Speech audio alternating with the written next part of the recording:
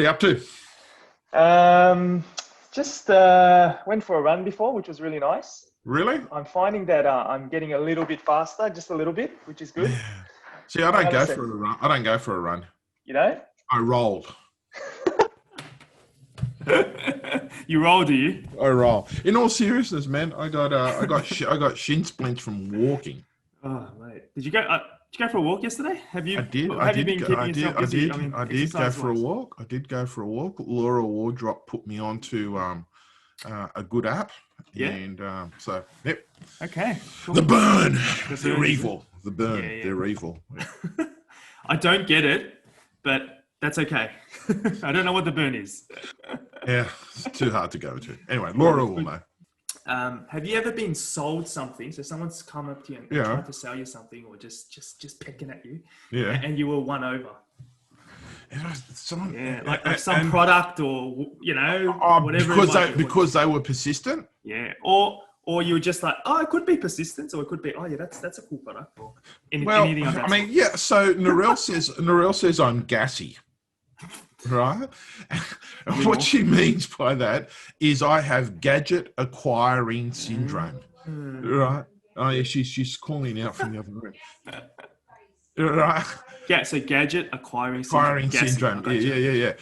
And so if there's a new gadget that comes out, you will be absolutely certain that I'll be on it.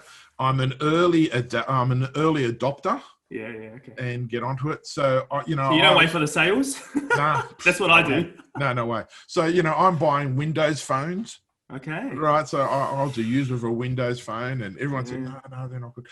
So I'm an early adopter. So it doesn't take much convincing for me, particularly if it's electronics or something like that.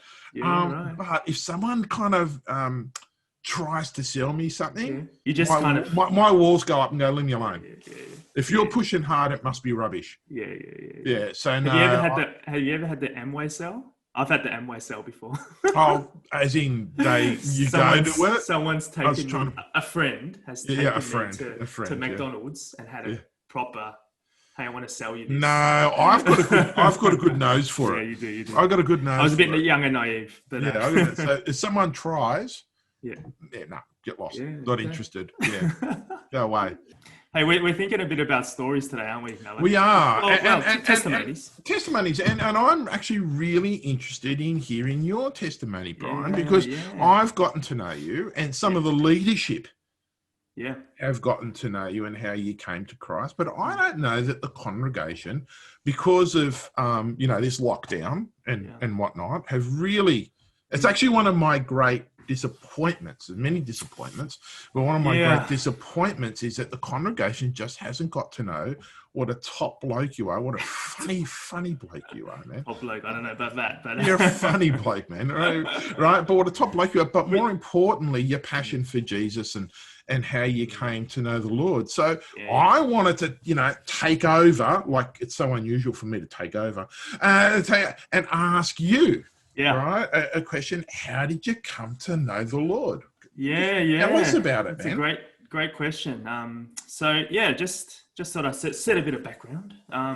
So I grew up in the western suburbs of Melbourne, Altona North. I think I've told the congregation. Can't remember. But Altona North, if you don't know, is renowned for its refinery.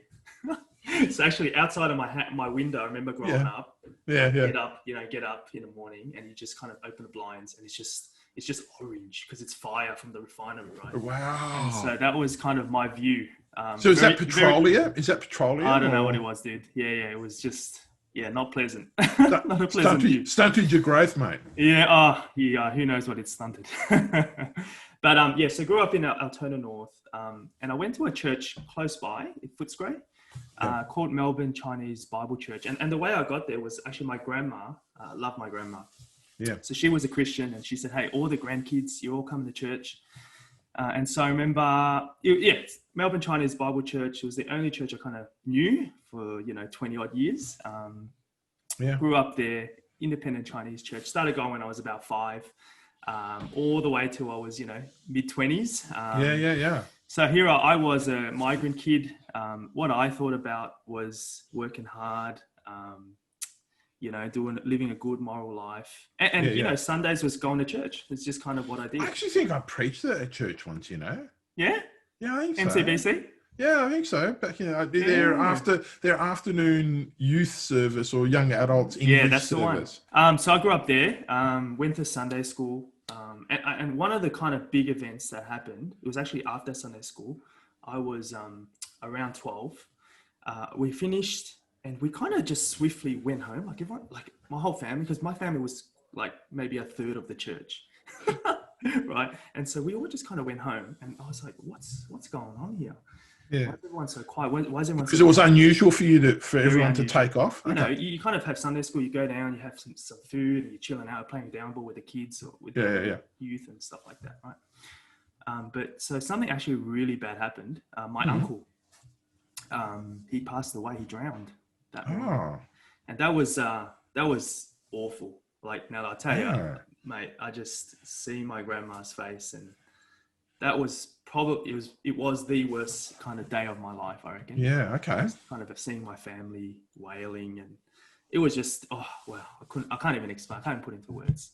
And I think so from that, that kind of made me think about life, and actually I was very afraid of death. From that moment, it was obviously right because I'm a 12-year-old kid. I've never experienced anything, and all of a sudden, my uncle's drowned, and he wasn't very old, right? He was quite young, and so from there, that kind of introduced me to, I'm scared. What's going to happen with my life? If I die. So kind of thinking about that, but no one spoke into me. There was no, not from church, not my parents, not the family, wider family. We kind of just mourned, and that was it.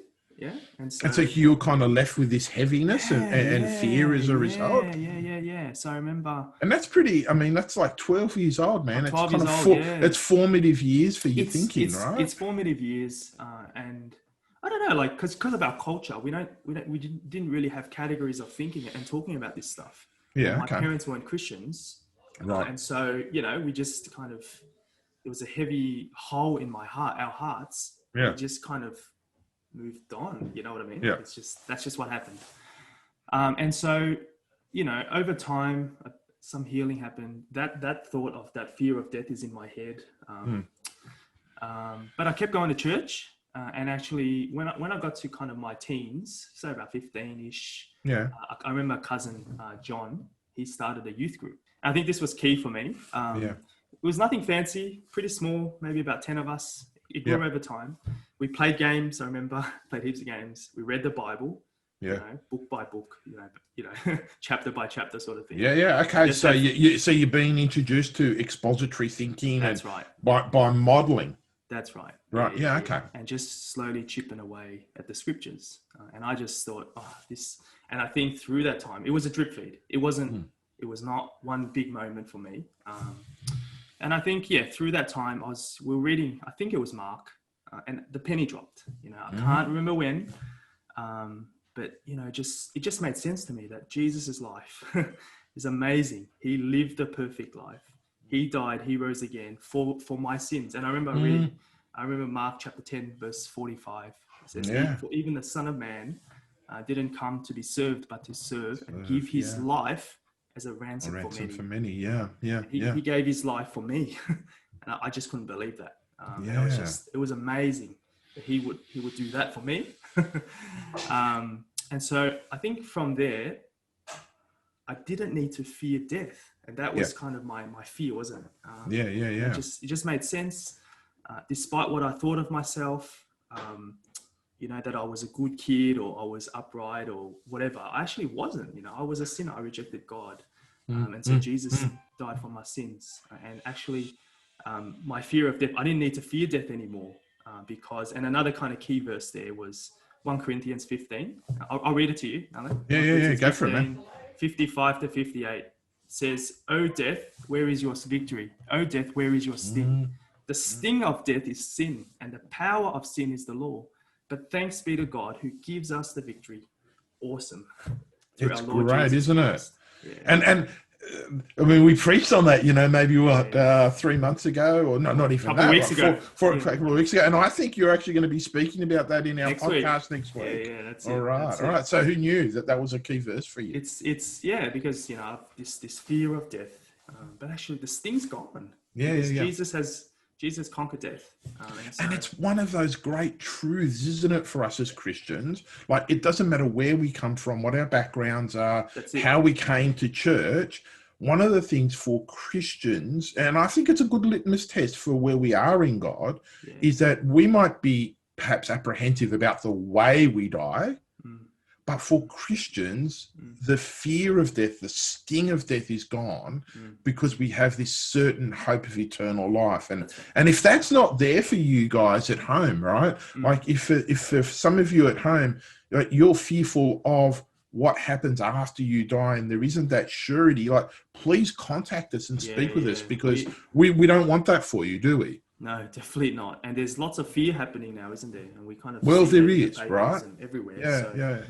So after this moment, like, you've come to the Lord and your understanding has changed. My sin's been paid for. I don't need to fear judgment and death. There's a surety going on. Like, talk to us about your growth a little bit, and kind of, how you ended up. I know there's none of this is rehearsed, but how did you end up thinking about ministry and stuff? Yeah, like I think understanding that is definitely a mind, like, you're just transformed, right? Because the way now you see the world is not, for me, right? Because as a migrant kid, it was around security and money and having a house, all that those sort of things, right? And you can understand because my parents had nothing. They came here, and I remember we lived in my grandma's house. So it was like a one bedder. There was 4 of us in there, right? So you've gone from that, and so what do you want? You want security. So it's gone from that, and kind of that's what my parents wanted from me. I'm amen. As a migrant kid, I'm amening all of that. Right. So, your sense of significance is tied up in your possessions, and tied up in your work. I remember my mum saying to me when I was really little, "Get a government job." Security. That's it. Government job, good job. You always have good job. And wow. I felt for my mum because she's working for like peanuts, to be honest, at that time. And so she wanted us to go well, academically and that sort of thing. But so it went from that to actually those things, sure, they're good, but actually I'm living for Jesus, who's my Lord and Savior. He's died for my sins, and I want to live to please him. So there's just that big mindset shift. But it's not easy, I've actually found walking with Jesus, it's actually very difficult, because as I'm getting older, it's like, yes, I am saved, yes, there's lots of joy, but it's so hard because it is hard. We're fighting the devil and our own sin, and like selfishness, or lots of things going on there. And so, but I think also just kind of back to 1 Corinthians 15:58. Paul says, therefore, my beloved brothers, be steadfast, immovable, always abounding in the work of the Lord. Knowing that it is in the Lord that your labor is not in vain. And so I think keep doing that work. Kind of changing my mindset over time to see actually it's the work of the Lord that is the priority. Not to say that secular work's no good, of course not. But I just saw that actually people knowing Christ, doing God's work, is to take priority. Because and it all comes out of that, hey, Jesus has died, he's risen again, he's given us this immovable blessing of not, and so our life changes. And whether you end up going into a full-time Christian ministry, paid ministry, or you're full-time worker, actually all of it's the work of the Lord, isn't it? Yes. Because my outlook on what I'm doing now is utterly different.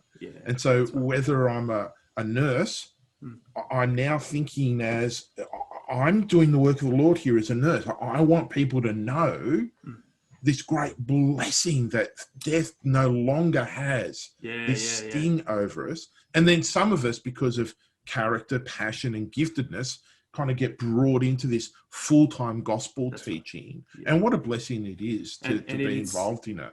Total blessing. And I guess just kind of my last point there was, as you were saying, that was this. So all these kind of planks were in place. Yeah. But I still had the fear of like letting my parents down. Yeah. That's the perpetual thing in my head. It's like, oh, they won't want me to do this. You know, they want security for my life. And it's like I'm throwing it away in a sense. By doing this.